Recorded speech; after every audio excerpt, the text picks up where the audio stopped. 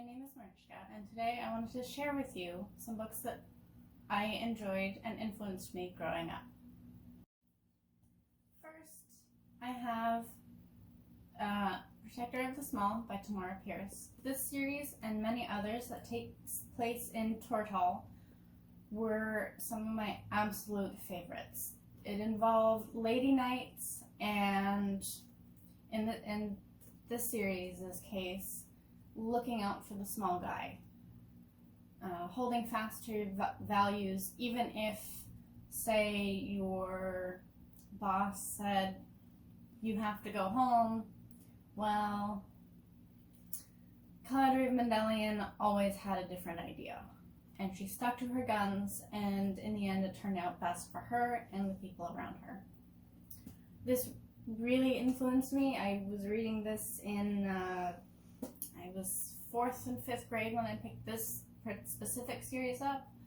I'd read the Lioness series first, and I really liked that because a lady knight pretending to be a boy who had lots of magic. That was my theme, and then this one even more so. This particular book opens up with Galadriel fighting some bullies and saving kittens from being drowned in a river. So yes, definitely one of my favorite books. Tamora Pierce writes incredible stories about women and men, and she does everybody in her series justice. The other books that she wrote that are not in the Tortal series is the Circle of Magic books, which I also highly recommend. Next, we have City of the Beast by Isabelle Allende. This is what sort of opened my eyes to the magic of travel. 15-year-old Alexander is joining his grandmother on a trip of the lifetime. An expedition is headed to a totally different country in the remote wilds of South America, and they're looking for the Amazonian version of the Yeti. It's known as the Beast. And that sort of kicks off the whole story, and it becomes more and more magical the longer it goes through. This story introduced to me the concept of maybe you don't need to change anything, at least from what I remember. This was sort of about finding your people, rescuing them, but leaving things as unchanged as possible behind you. Because it's not your location, it's not where you live, you don't have a stake in anything that you change. So maybe the best idea is to fight for the keeping of the same. Or at least fighting so that you don't change it. You can leave that up to the people who live there. This was an important thing for me to learn, and it really touched me, and I've loved everything that Allende has written since. This is also the start of a series. I highly recommend it. It's wonderful, and it got me into fantasy. And yeah, fantasy, high fantasy, magic and monsters, and heroes who do the best they can so everyone comes out a winner, not just their side. Next, we have Holes by Sachar. This is one of those timeless books that you can pick up no matter what age and get something from it. When I first read this, brings me way back. I was definitely really young. 4th, 5th grade again. About the same time I was reading Tamora Pierce for the first time. When I picked this up, it was on one of my school reading lists, and I didn't think I was going to like it, and I really did. The lessons presented that you have to treat everyone equally, you have to listen when they say no, keeping your promises, that was sort of revolutionary for me as a little kid, and I mean, every time I read it, even as an adult, I get something new out of it, and I just really, really enjoyed this. It brought me into the whole magical promises will follow your bloodline throughout the centuries. You can resolve everything, and broken promises are not a good thing. So that's why I really like Holes. On top of that, the writing is quite excellent too, and it did win a Newbery Award, so I highly recommend anyone of all ages pick this up. Next up, we have the Bartimaeus trilogy, starting with The Amulet of Samarkand by Jonathan Stroud.